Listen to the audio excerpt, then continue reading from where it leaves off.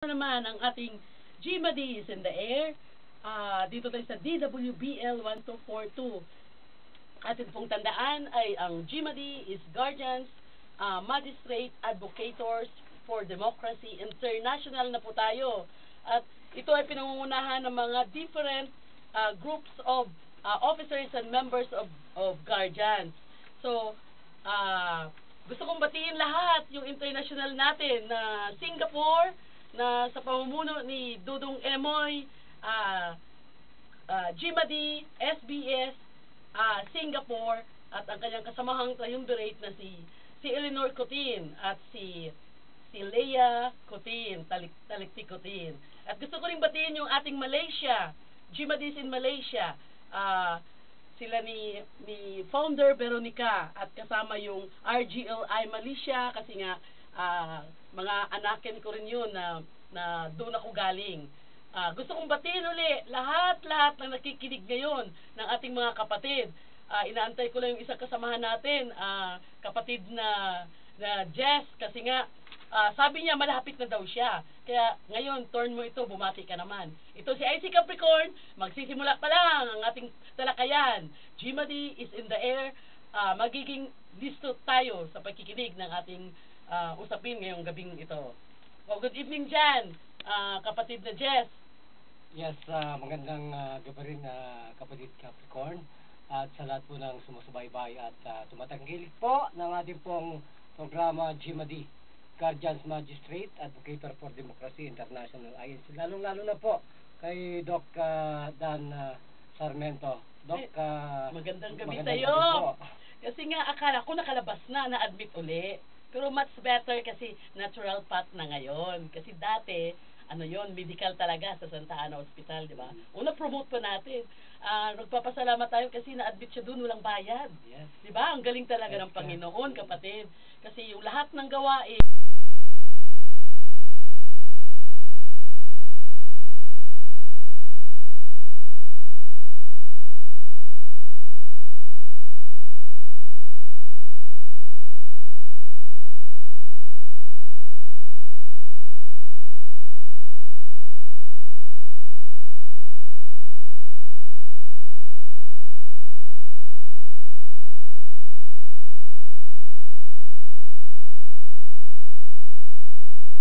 yun ang nag-sponsor ng aking ticket kasi meron kaming product launching din.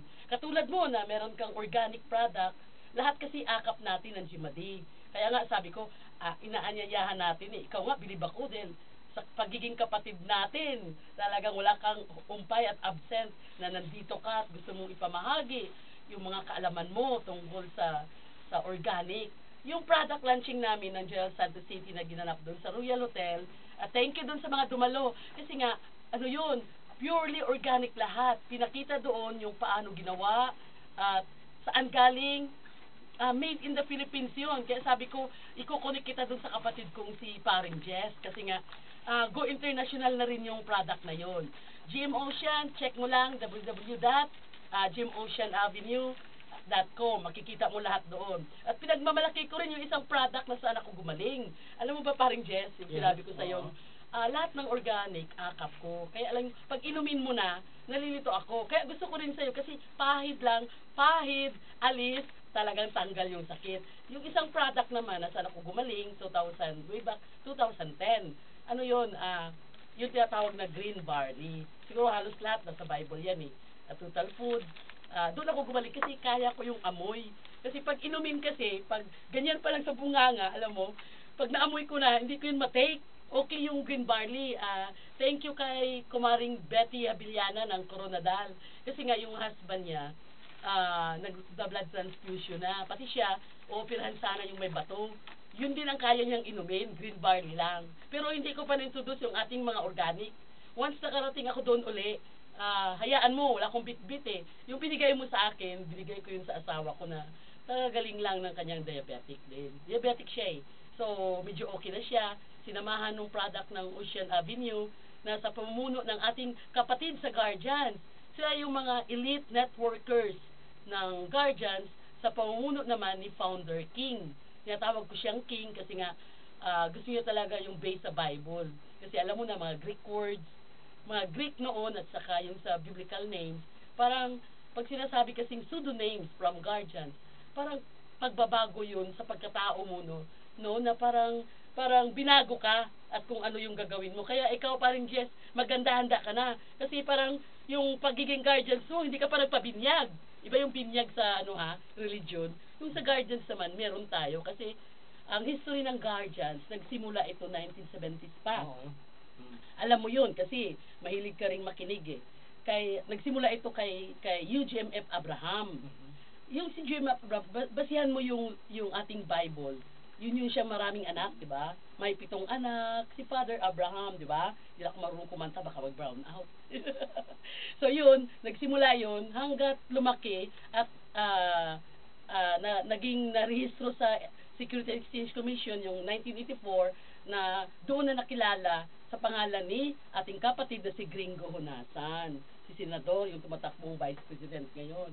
Pero pasiuna muna ang DWBL dahil nasa bylaws natin that we are non-partisan. So lahat ng guardians, kapatid natin o hindi,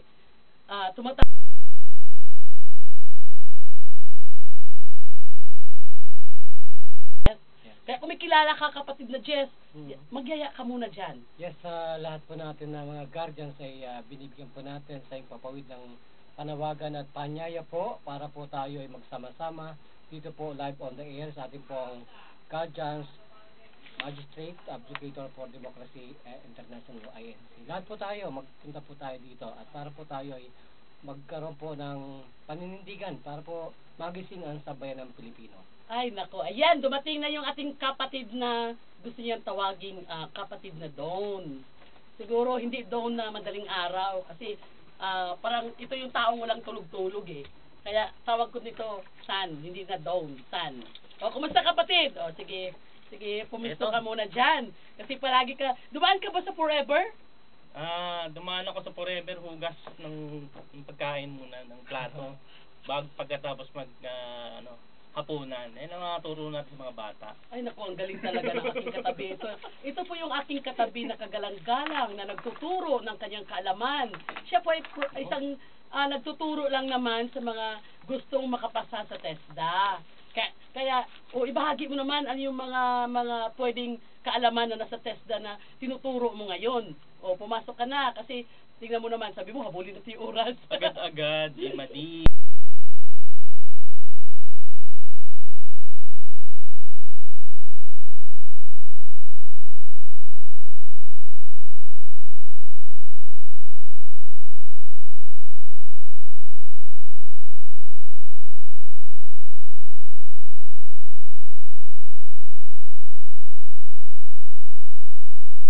Professor na, teacher na, hindi naman tatay kasi binata. O for FYI lang halat ng guardian. Yung mga katabi ko dito, mga ito, single. Oo. Nagtataka ko single, ba't maraming anak? Yun pala kasi dami nilang tinuturuan at binabahagi. Isa nga dito hindi nagpapakita, isang doktor. Yun sila mga low profile na mga kasamahan natin sa GMAD. Kaya abangan ninyo ang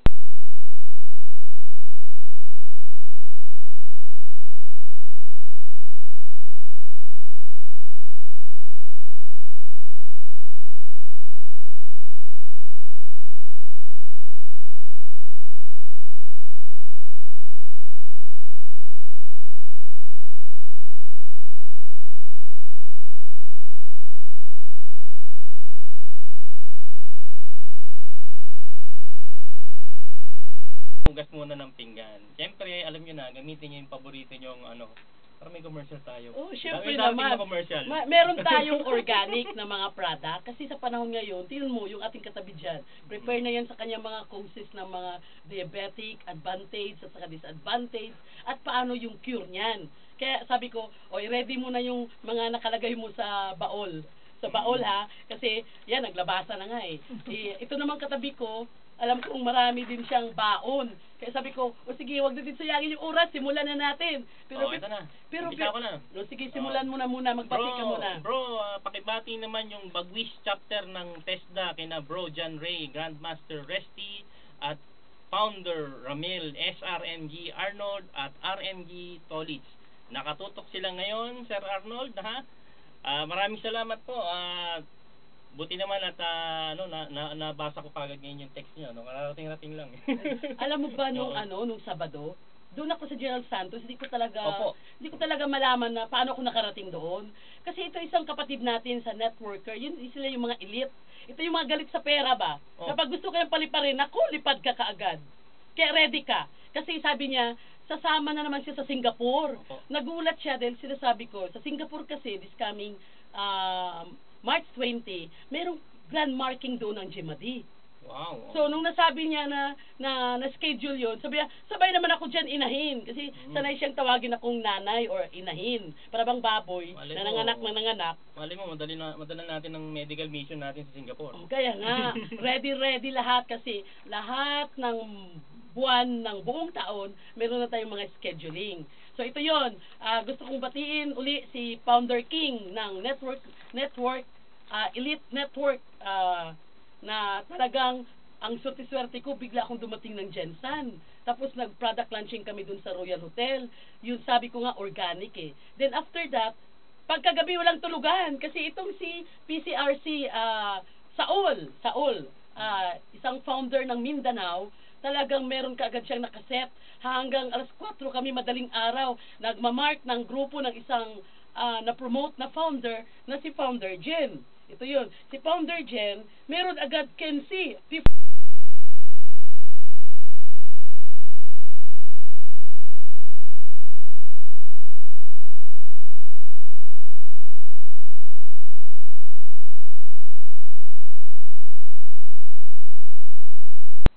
Uh, 0305-2016 ay sila, gusto kong batiin si MG Tobias, si MG Zachary, si Six, si MG Didaya, si Gabriel, si Ibrahim, si Jonah, si Jacob, si Ismail, si Pistis, si Prixos, si Perseus, si Oceanos, at meron pang pahabol na 170-20 si St. Peter.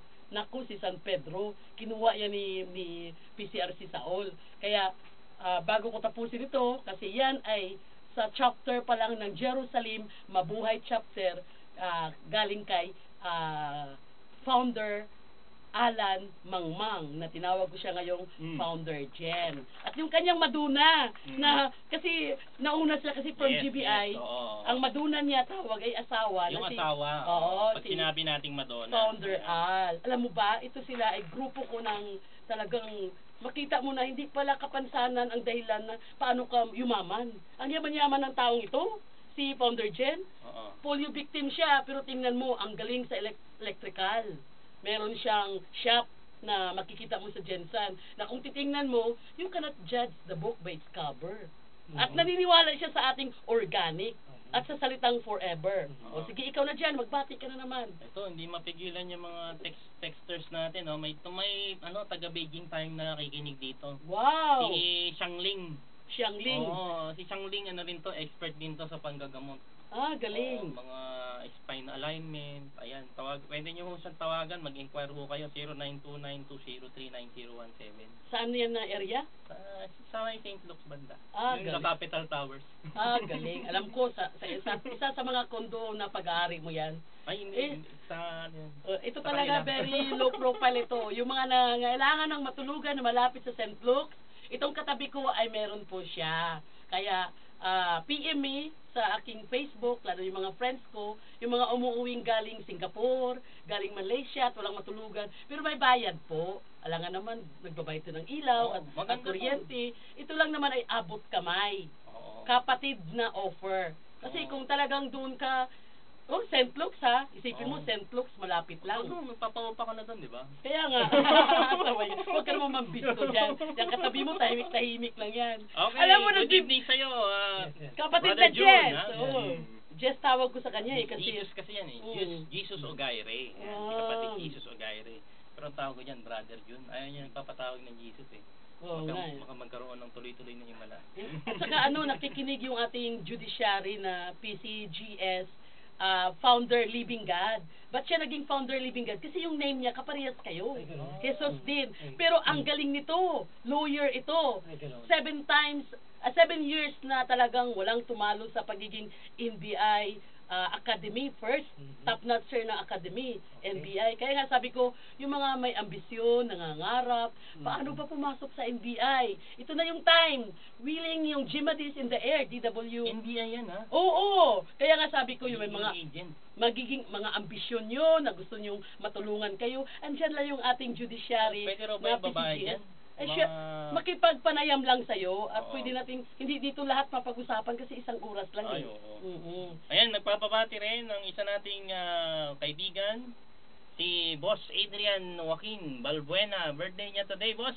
Painom ka naman, paramdam ka pa, uga. Happy Nako, birthday! Happy birthday! Speaking of birthday, I would like to greet also happy birthday sa isang maduna ng ating number 3 man ng original Diablo Squad ni UPM Percival. Na kanyang maduna ay si Lynn Ay, happy Igdalino. birthday. Happy birthday, Oo. sis. O, ikaw naman dyan, ang tagal naman natin. At tayo na yata ang dalawa nag-uusap dito. Bumelo lang yan. Nahiya na yan si Brother Oo. Jun Muy. Nasaan na ba kayo Ang kanina? nasa 200 na daw siya eh, na talagang member ng Guardians. Kaso nalimutan mong magbigay ng application form. Oo, oo, oo. O yan, bit-bit yan, memorize na yung meaning ng GMADIS.